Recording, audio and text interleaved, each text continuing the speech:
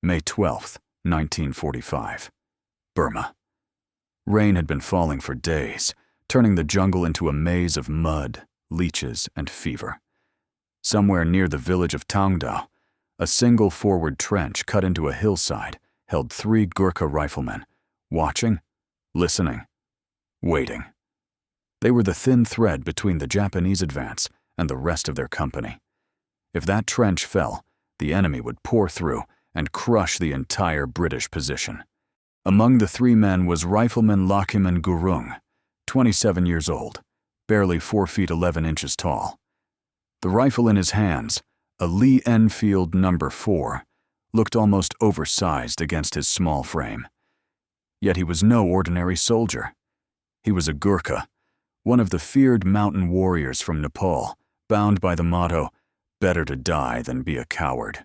The night was black and breathless.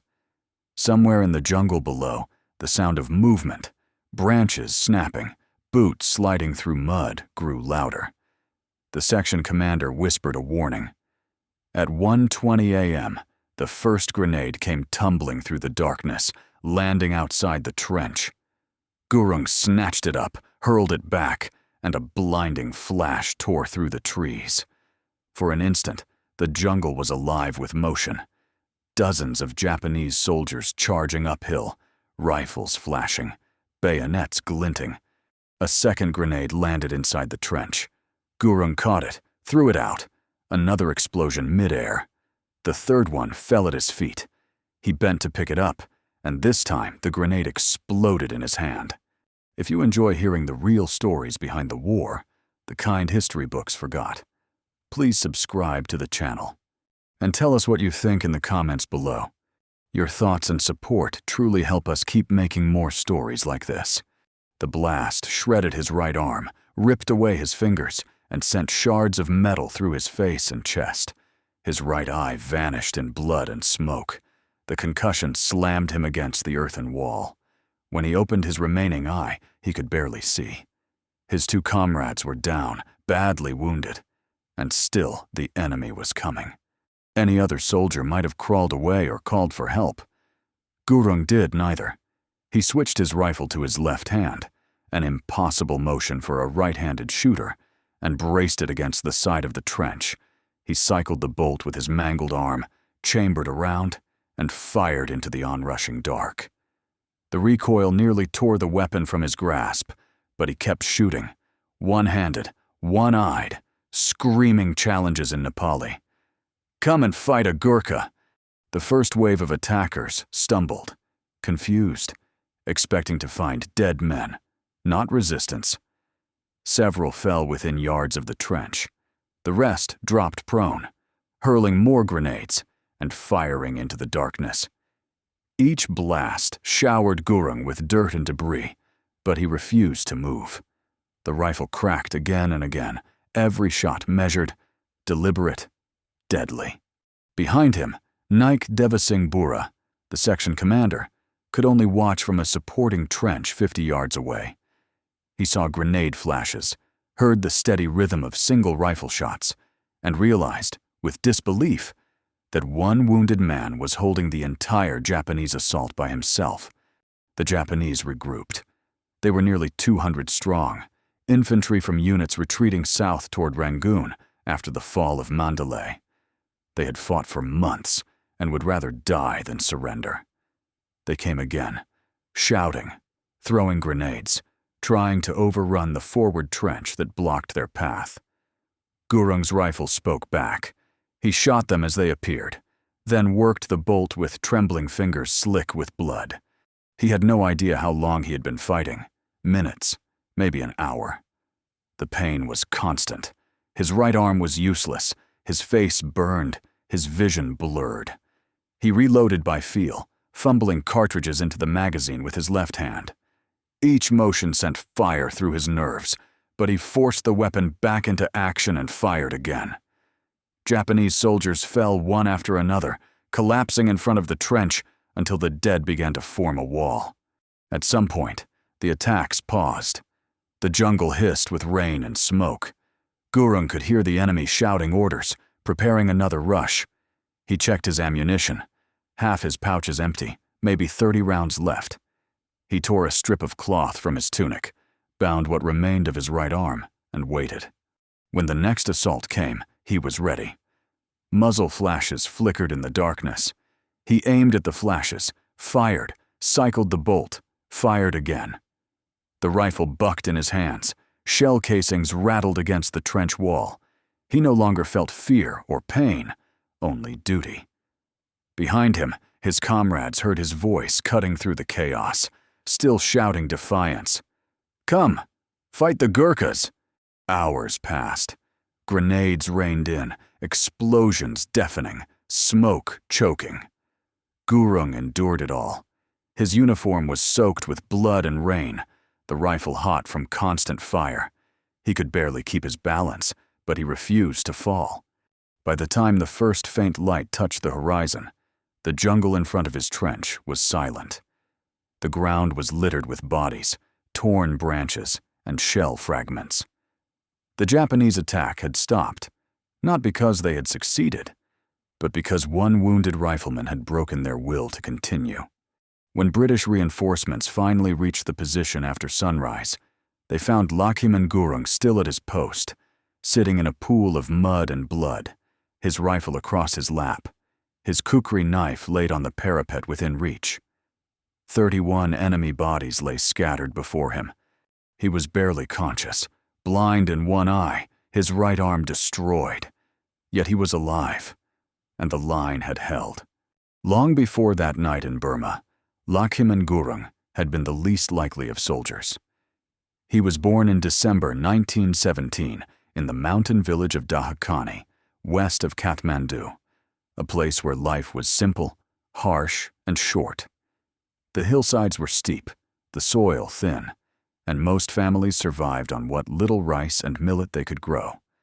For young men, there were only two paths in life: work the land until your body broke, or join the British Indian Army and become a Gurkha. For over a century, Gurkhas had served under the British flag, ever since 1815, when Nepalese warriors first fought the East India Company to a standstill and earned the respect of their former enemies. From that moment on, the British didn't want to fight the Gurkhas. They wanted them on their side.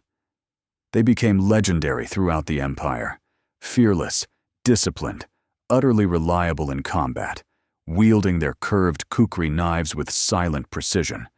Lachhiman grew up hearing those stories of men from nearby villages who had gone off to fight in India, Afghanistan, even France during the Great War, and returned home heroes. He wanted to be one of them. But there was one problem: the height requirement.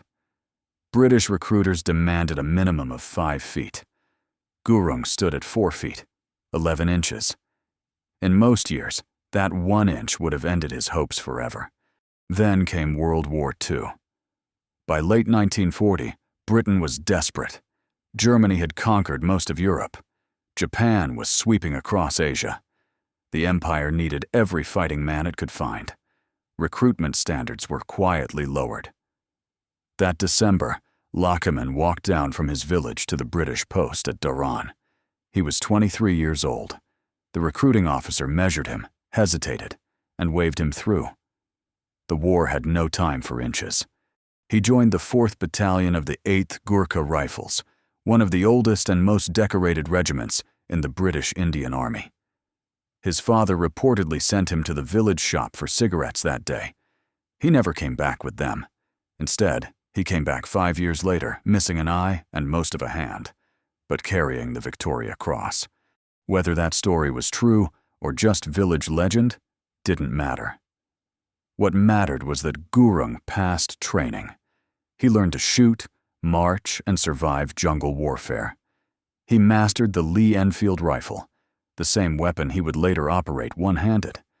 He absorbed the Gurkha creed: aggressiveness in attack, stubbornness in defense, and absolute refusal to surrender. Every recruit learned those words by heart. For the Gurkhas, they were not slogans. They were identity. By 1944, his battalion had been deployed to Burma, part of the 14th Army under General William Slim. The campaign there was among the most brutal of the entire war. The jungles of Burma swallowed men whole. The air was thick with humidity, the ground alive with leeches, and diseases like malaria and dysentery killed nearly as many soldiers as enemy bullets. The Imperial Japanese Army had captured most of Southeast Asia in 1942 and was determined to hold it. They were disciplined, fanatical, and utterly ruthless in combat. They never surrendered, and they didn't expect their enemies to either. To fight them, the British needed men who could match that level of endurance and resolve. They needed Gurkhas. Through 1944, the 4/8 Gurkha Rifles fought their way across Burma, through steaming jungles and flooded valleys, through villages where every hill could hide a sniper or a machine gun nest. Every step forward was a fight. When the monsoon rains came, rivers became walls of water, and leeches crawled into boots and ears. Still, the Gurkhas pressed on. They were part of Operation Extended Capital, the Allied push to retake central Burma and cut the Japanese supply lines from the north. By May 1945, the Japanese army in Burma was collapsing. Allied forces had crossed the Irrawaddy River and were closing in on Rangoon.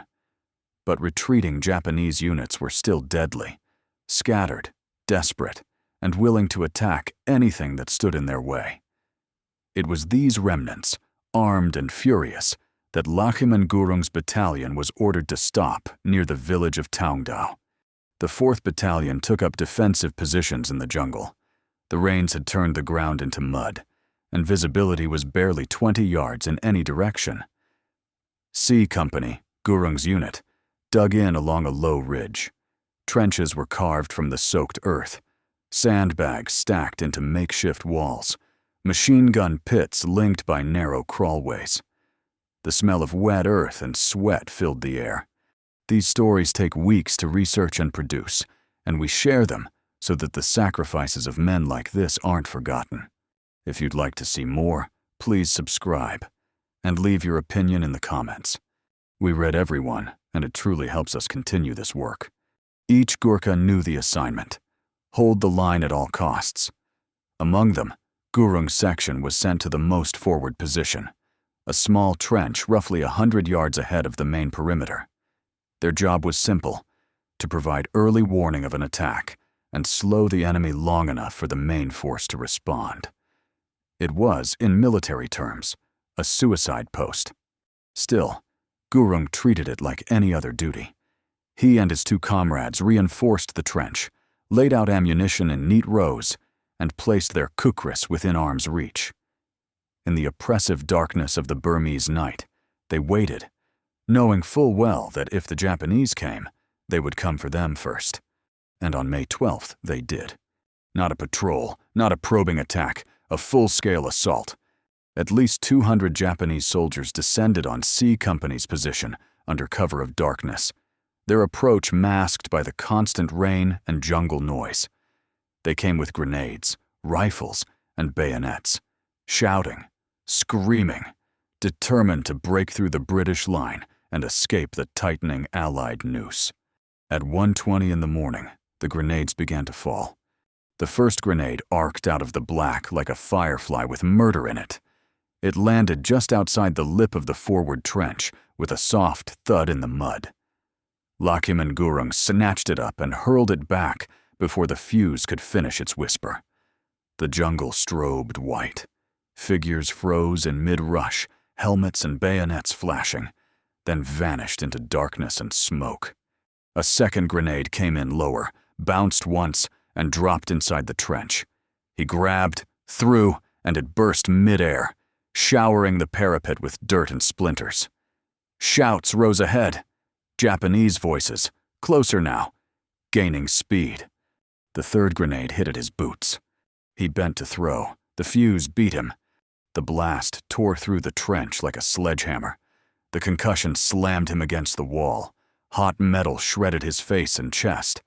The right side of his world went dark and wet. He looked down and saw where his right hand had been. A mangled ruin, fingers gone, flesh burned black at the edges. Blood ran freely down his sleeve and into the stock of his rifle. Beside him, both comrades cried out and slumped, hit by the same spray of fragments.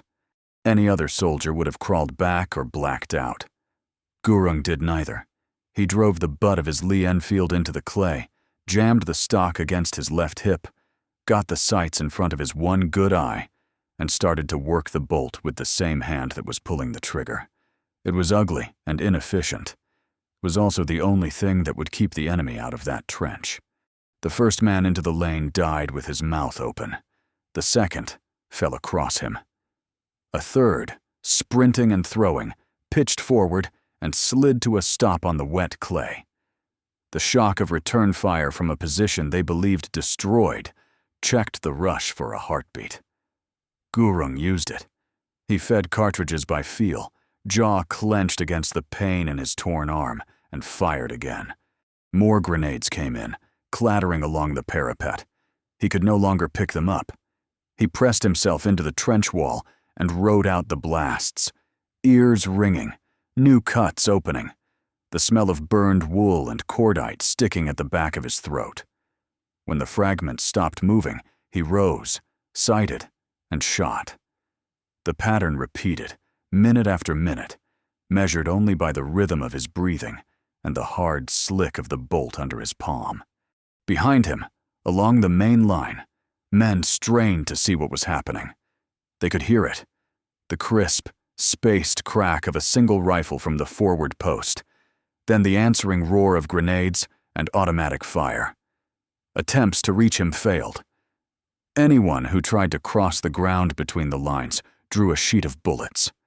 The only reinforcement Gurung could count on was the ammunition already stacked within arm's reach. The Japanese adjusted. They came low and fast, using the darkness and the dips of ground to mask their approach. They tried both flanks, probing for blind spots. But the jungle itself narrowed the angles. Vine, bamboo, and trees funneled every path into the same killing lane. Gurung shifted his stance inch by inch, covering one approach, then the other, keeping his muzzle flash from settling in one place long enough for enemy gunners to walk rounds onto him. He learned in real time how to run a bolt action one-handed. Hook the bolt knob with the edge of the palm, snap back, slam forward. The motion carved a groove into the meat below his thumb. Each cycle hurt. He made it faster anyway. Reloading, once a thoughtless two-handed task, became a blind exercise in touch and stubbornness. Strip a charger, thumb brass into the magazine, smack the bolt home, get the front sight on the next shadow. The rifle rose, barked, settled, and rose again. Bodies began to pile in the strip of ground before the trench, dark mounds that turned the mud to a slick ramp, a barrier as effective as sandbags. Attackers tripped, stumbled, offered half-second silhouettes. He took every one of them. Time lost shape. There were only sequences, flash, blast, silence, the pulse of blood in his ears, the click thump of the Enfield working, the thud of a spent case against the trench wall, and the wet hiss of the monsoon around him. Somewhere beyond the noise, he was dimly aware of the wreckage that had been his right eye, the fire along his forearm, the trickle of warmth running down his ribs. None of it mattered so long as the rifle still spoke.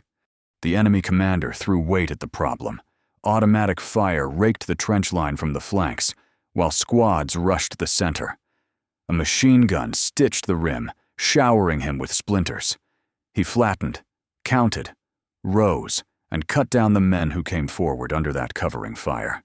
The gun stopped, started, stopped again, jamming in the rain.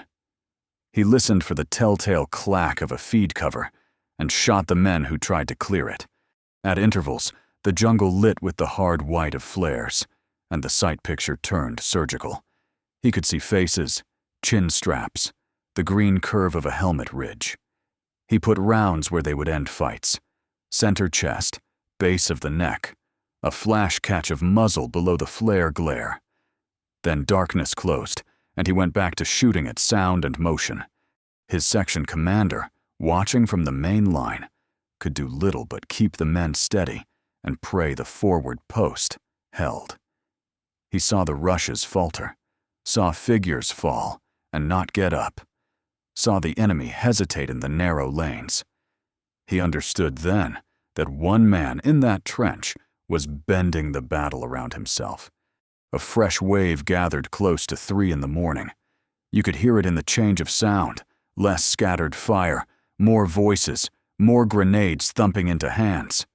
Whistles, a shout, the ripping burst of a light machine gun, then the charge.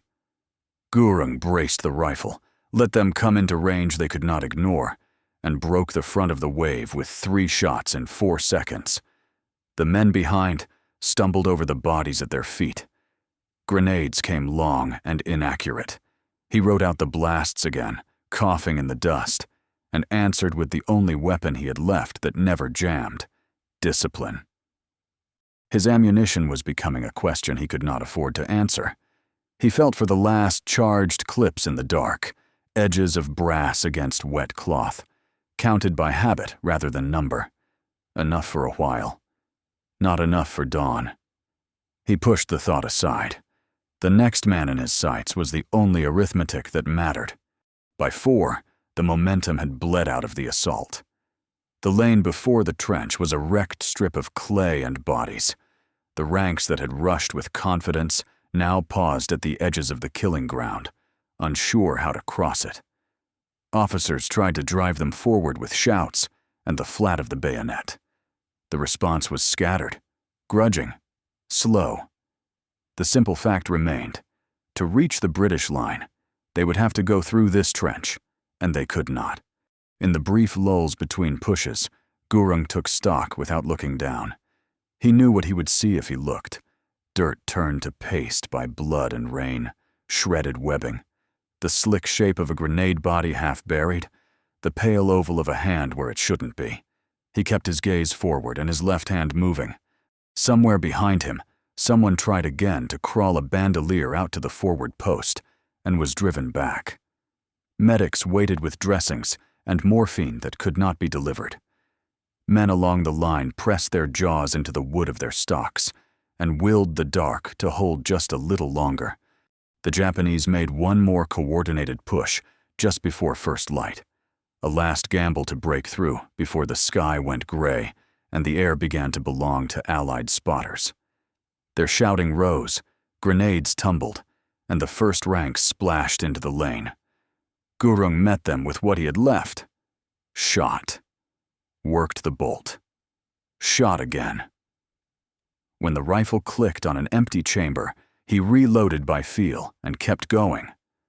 When there was nothing more to feed it, he set the Lee-Enfield down, closed his fingers around the kukri laid along the parapet, and shifted his weight for whatever came over that rim. It did not come. The front of the charge broke apart on the same ground where the others had died. The survivors pulled back into the trees, voices low now, movement cautious. The night had one more hour in it. Gurung filled it with the same grim routine. Watch, breathe, wait for the next shadow, and be ready to kill it. At last the darkness thinned.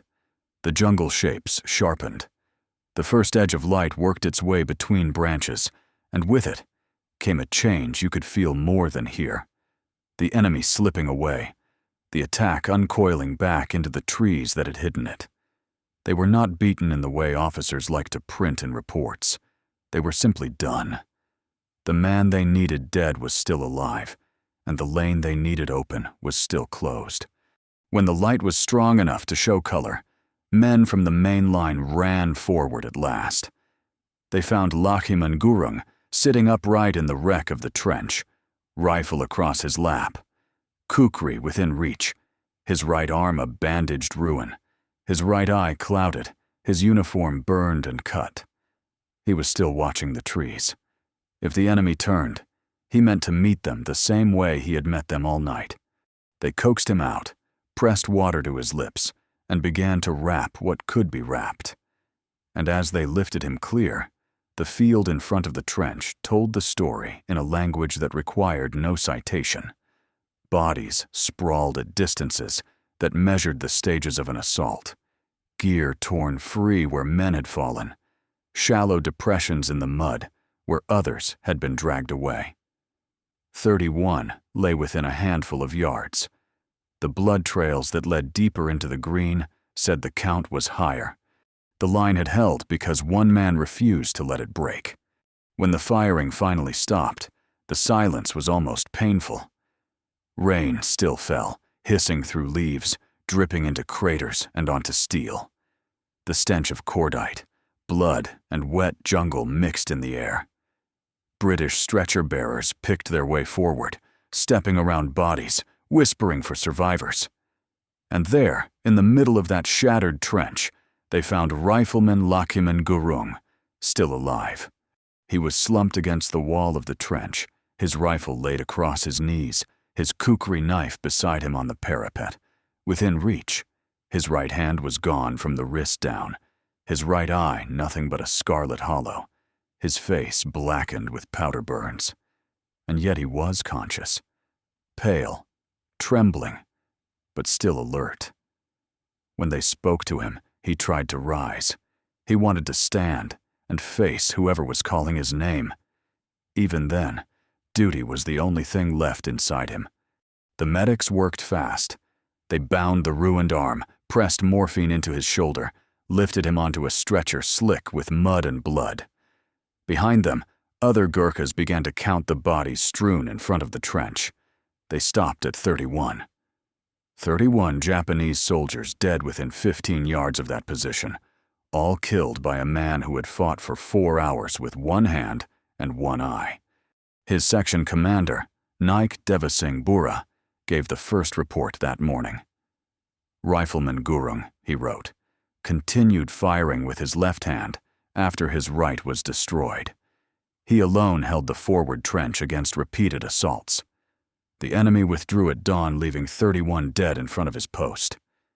That single paragraph moved up the chain of command like a shockwave. Word spread through the battalion before noon. Men who had survived months of jungle warfare, ambushes, bayonet charges, air raids, stood silent when they heard it.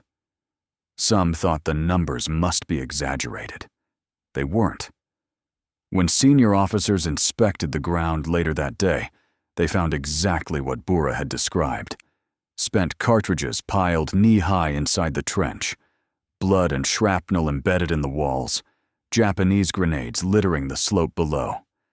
31 confirmed kills, maybe more dragged off in the night. Medical evacuation came quickly. Gurung was carried to a field hospital, then airlifted to the rear. Surgeons worked for hours trying to save his arm and eye. The right hand had to be amputated completely. His face was stitched in dozens of places. His vision would never return on the right side. Shrapnel was removed from his chest, legs, and scalp. Burned tissue was cleaned and bandaged.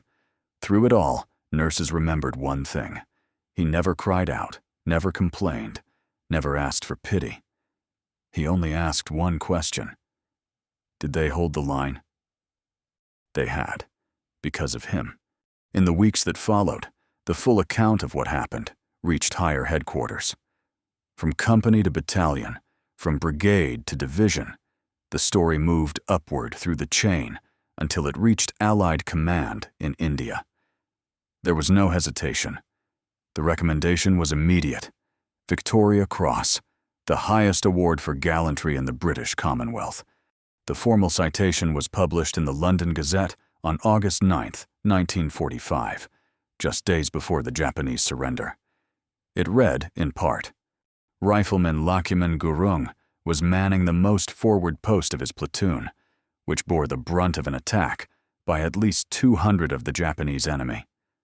Twice, he hurled back grenades which had fallen on his trench, but the third exploded in his right hand, blowing off his fingers, shattering his arm, and severely wounding him in the face, body, and right leg. His 2 comrades were also badly wounded. But the rifleman, now alone and disregarding his wounds, loaded and fired his rifle with his left hand for 4 hours, calmly waiting for each attack, which he met with fire at point-blank range. Afterwards, 31 dead Japanese were found around his position, which he had killed with only one arm. It was official. The smallest man in his battalion had performed one of the greatest one-man defenses in British military history. By then, the war was nearly over. Germany had surrendered in May. Japan was collapsing under Allied bombing. In Burma, remnants of the Imperial Army were melting away into the jungle.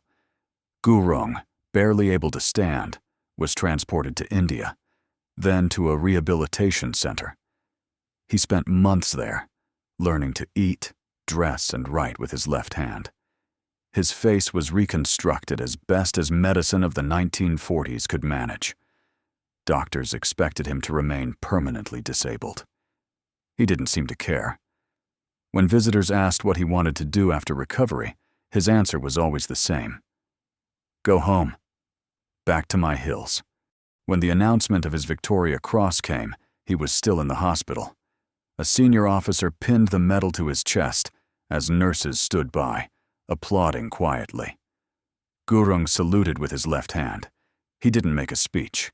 He simply smiled, nodded once, and said, I was doing my duty. The other patients, many missing limbs, burned, blinded, understood. They saw in him something unspoken, the kind of courage that isn't loud, that doesn't need to shout. The courage of a man who knew the odds and stood his ground anyway. Outside the wards, his story spread across the empire.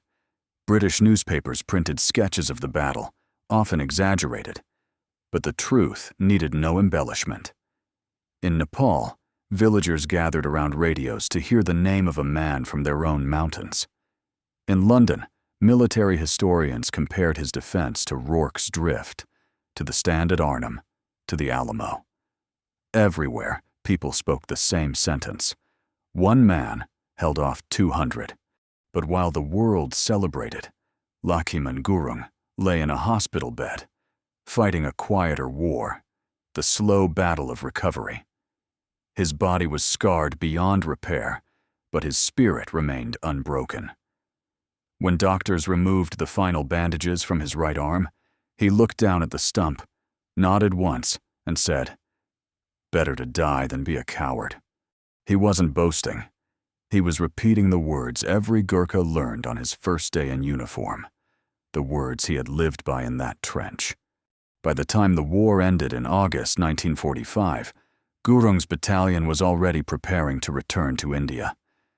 The Burma campaign had cost thousands of lives on both sides, but it had also produced countless acts of heroism, none more extraordinary than that of a small man from the hills of Nepal who refused to fall.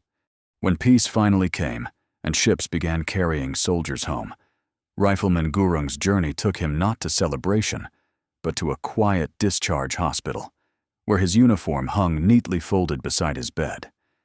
He had given everything a soldier could give, and more. The doctors called him a miracle. The men of the 4th Battalion called him something else. They called him the man who stopped an army. When Lachhiman Gurung finally left the hospital, the war was ending. Burma lay in ruins, Japan had surrendered, and the world was trying to rebuild itself from ashes. The 27-year-old Gurkha, barely 5 feet tall, walked out of the ward missing an eye and a hand, but carrying the Victoria Cross, the highest decoration of valor in the British Empire. To him, it was not a symbol of glory. It was a reminder of the faces he'd lost, the friends who hadn't made it home, and the jungle that had almost buried him.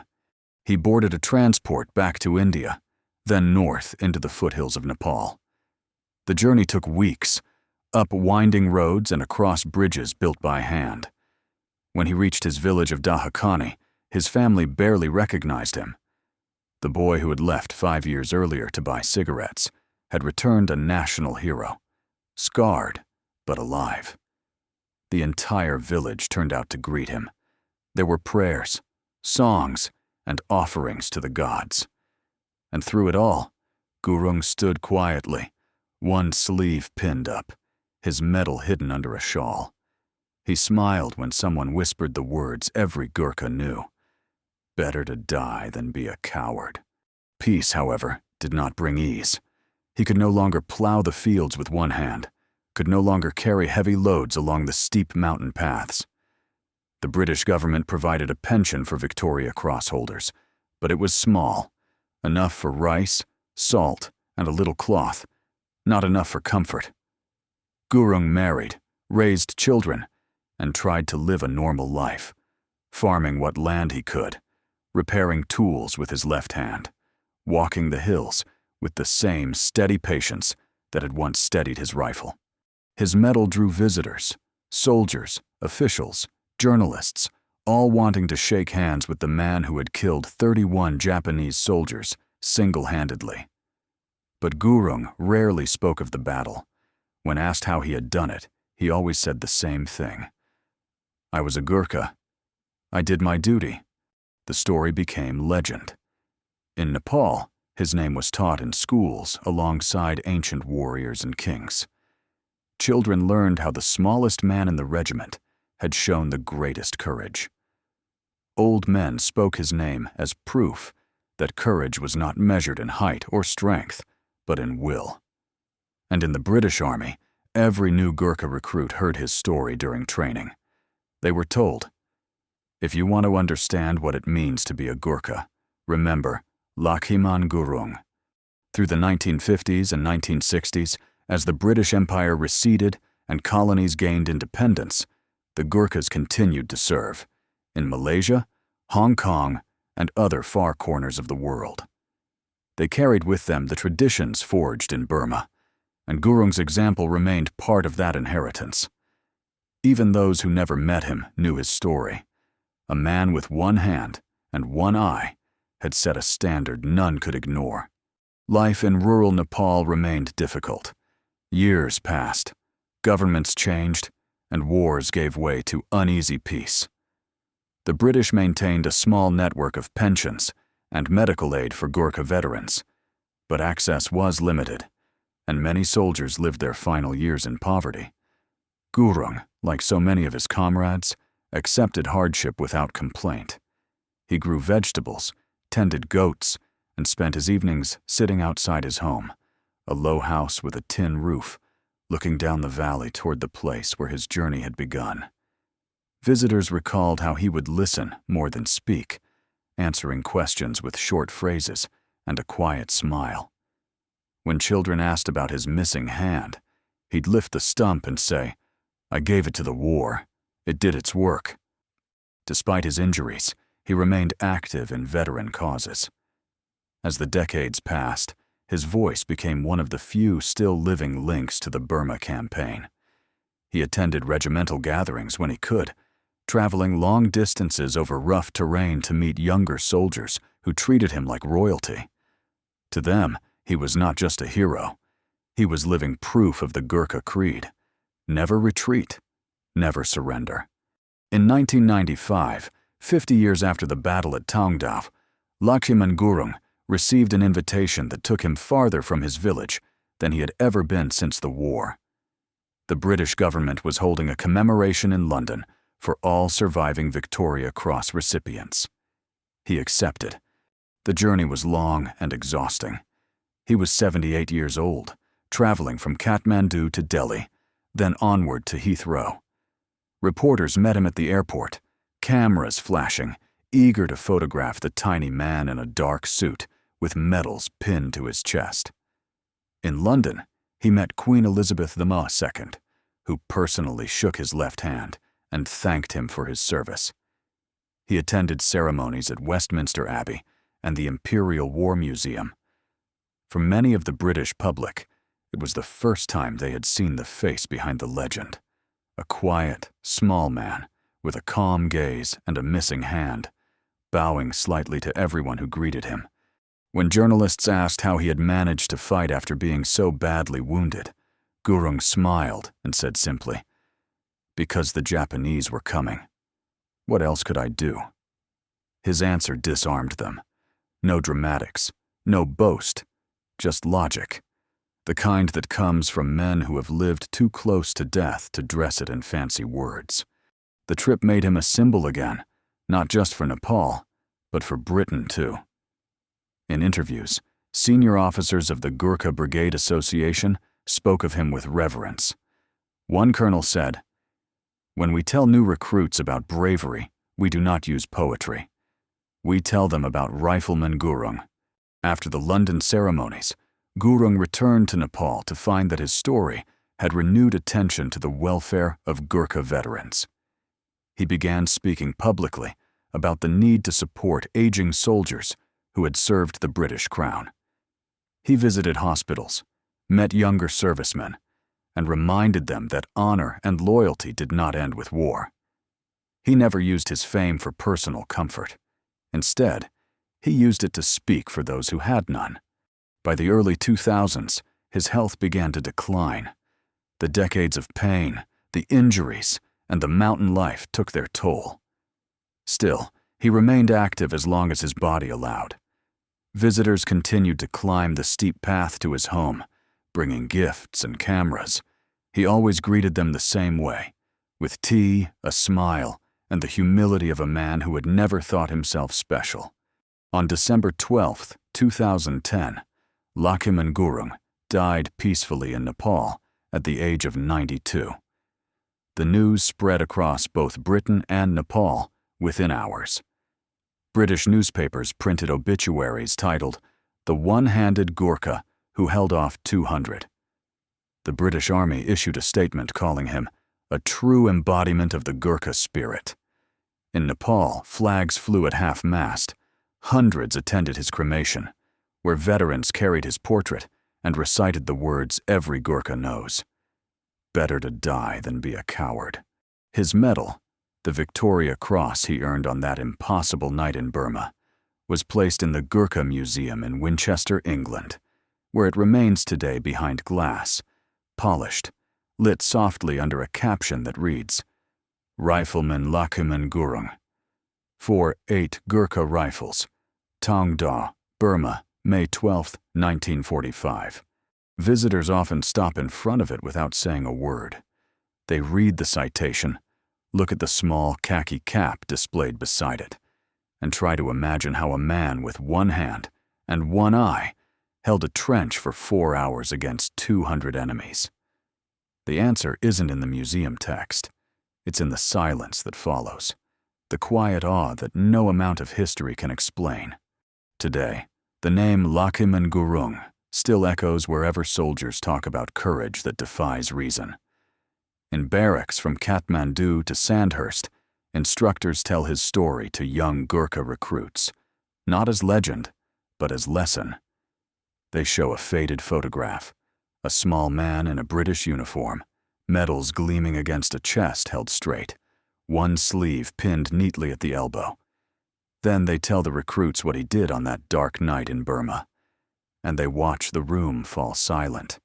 For the Gurkhas, his stand at Tongdao is more than a battle story. It is scripture. Each new generation learns that courage isn't about rage or muscle or height. It's the moment when fear is irrelevant, when the will to hold your ground outweighs everything else. Instructors quote his quiet words to journalists decades later. "The Japanese were coming. What else could I do?" And remind trainees that this is what duty sounds like. In the Gurkha Museum at Winchester, visitors walk past glass cases filled with medals, weapons, and faded photographs. In one corner, a simple display draws more attention than the rest. Inside, under soft light, lies Gurung's Victoria Cross, a weathered khaki beret, and a rusted section of rifle bolt said to have come from his Lee-Enfield. Beside it hangs a placard with the regimental motto, in both English and Nepali, "Better to die than be a coward." Children stare at the medal and ask how someone so small could fight so many. The guides never have an answer. They simply say, "He was a Gurkha." Outside the museum, a bronze statue of a Gurkha soldier stands watch, head bowed slightly, kukri drawn. Tourists take photographs, but veterans who stop there do something else. They touch the base of the statue with their fingertips, the way one touches a shrine. Many whisper his name. In Nepal, his story became part of national identity. Schools teach it as both history and moral. In rural villages, old men gather at tea houses to retell the account with hand gestures and pride. They describe the grenades, the missing hand, the endless night, and the 31 bodies at dawn. Every telling grows slightly different, but the heart remains the same. One man refused to die quietly. Parents use his name when urging their children to be brave. Remember Lachhiman Gurung. It became a phrase meaning never give up. For the British military, his legacy has a different weight. He proved that discipline, training, and will could overcome any physical limitation. Modern Gurkha regiments, now part of both the British and Indian armies, still cite his action in leadership courses.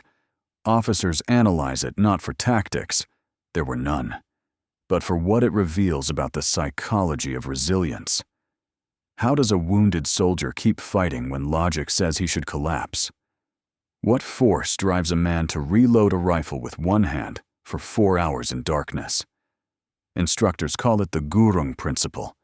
Never assume defeat until you can no longer breathe. Military historians continue to write about him. Books on the Burma campaign devote entire chapters to that single trench. Psychologists studying endurance cite his story alongside other extremes of human perseverance. They point out that courage isn't an emotion but a choice repeated every second. To act, reload, and face what's coming, again and again.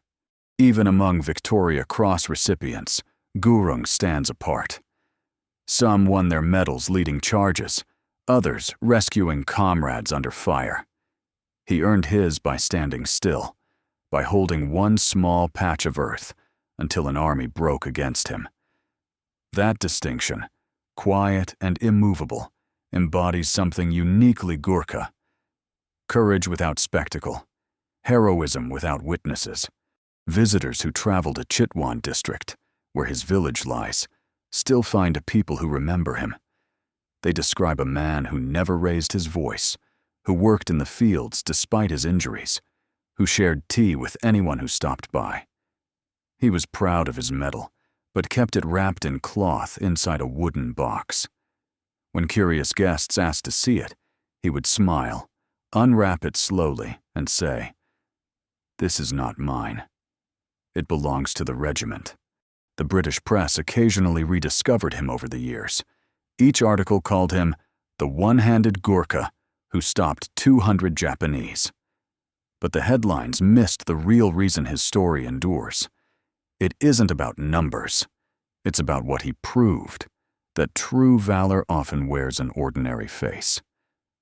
In modern times, when soldiers carry rifles guided by electronics and aircraft strike from miles away, Gurung's trench feels impossibly distant. Yet his story still moves men who fought in Afghanistan, Iraq, or Africa. Because every war, no matter how advanced, still demands the same courage he showed.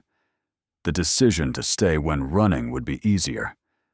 That lesson outlasts technology. When he died in 2010, tributes poured in from across the world. British commanders called him the bravest of the brave. Nepalese newspapers ran headlines that read simply, "The Last Lion." At his funeral, veterans lined the road with medals on their chests and tears on their faces. The fire from his funeral pyre rose into the mountain air while the crowd stood in silence. One old Gurkha whispered the words carved into every regimental memorial. "Better to die than be a coward." Decades have passed, but his name continues to surface wherever men talk about impossible odds. In training films, lectures, and even in motivational talks far from the military, his story is told as proof that the limits of the human body are nothing compared to the will of the spirit. A small man from a forgotten village fought his own war and won, not for medals or history, but for his brothers, who trusted him to hold. That is why his trench, long reclaimed by jungle, still exists in memory as something sacred. When historians look back on the Second World War, they count armies, campaigns, and strategies. But hidden between those statistics are single human stands like his. Brief, unrecorded moments when one person's refusal to quit changed the outcome for everyone around him. That's why Lachhiman Gurung matters. He reminds the world that courage does not require strength, wealth, or recognition. It requires a single decision, made once and never taken back. Long after Lachhiman Gurung's death, his name still circulates in conversations about the nature of heroism. Historians can recite his deeds by rote: 31 confirmed kills, 4 hours of unbroken combat, a rifle fired one-handed. But numbers barely touch the truth of what happened in that trench. His courage didn't come from orders or training manuals. It came from something deeper, something that no medal can ever fully explain, a sense of duty so absolute that pain, fear, and survival all became irrelevant. When recruits in modern Gurkha regiments learn about him, the story is told without embellishment. They're shown the terrain, the odds, the weapon he used. They're reminded that he was not tall, not strong by comparison, not gifted with special tools or advantages. He was simply a soldier who refused to break. In that refusal lies the core of the Gurkha identity: loyalty beyond reason, courage without hesitation. Commanders in the British Army often quote a single line from a debriefing recorded years later by his company commander. He did not fight to win. He fought so the men behind him would live. That line has become the unofficial translation of the Gurkha motto. The jungle that once echoed with gunfire is silent now. Nature has reclaimed the trenches, burying them beneath vines and moss. Birdsong replaces the sound of grenades. Bamboo grows through what was once the killing ground. But deep under the soil lies the shape of that position. The shallow depression where a single man decided that retreat was not an option. Locals who know the story sometimes visit the spot and leave small offerings: flowers, a carved wooden kukri, a few cartridges polished by hand. No monument marks the place. It doesn't need one. The real monument stands in memory, in every soldier who hears his name and straightens his shoulders, in every young person who learns that bravery is often silent. His courage transcends uniforms and nations. It speaks to something universal: the refusal to accept defeat when everything seems lost. That's why his story is taught not just in military academies, but in schools, museums, and documentaries across the world. He belongs to history now, but also to humanity. Writers have tried to define what made him stand when others might have fallen. Some call it the warrior instinct, others divine will. But those who knew him later in life, villagers, comrades, nurses, describe something simpler. They say he was kind, that he laughed easily, that he thanked everyone, even strangers, with a bow of his head. That humility confounded people who expected grandeur from a man with such a record. He never considered himself extraordinary. When asked once what he felt about the battle, he said quietly, "I only did my job. A Gurkha never leaves his post." That statement explains everything. To him, there was no heroism in surviving. There was only duty in holding. It's the kind of morality that doesn't require philosophy, a clarity born from hardship, loyalty, and the simple belief that courage is the least a man can offer to those who depend on him. Even now, when visitors pass through the Gurkha Museum and stop before his medal, many leave in silence. They see the small metal cross, the modest nameplate, and realize that this little piece of bronze represents something immeasurable. Around the world, only a handful of men have ever received that decoration. Fewer still have done so while missing an eye and a hand, surrounded by the dead, in the dark heart of a jungle half a world away from home. In Britain, his story is sometimes told alongside tales of the few who turned the tide of battles. Not generals or strategists, but ordinary soldiers. It sits beside the legend of the defenders of Rorke's Drift, the pilots of the Battle of Britain, the medics who carried wounded men from under fire. But even among such company, Gurung's courage is distinct. He didn't save others by running into danger. He saved them by staying exactly where he was, no matter the cost. As the years pass, fewer veterans remain who remember the Burma campaign firsthand.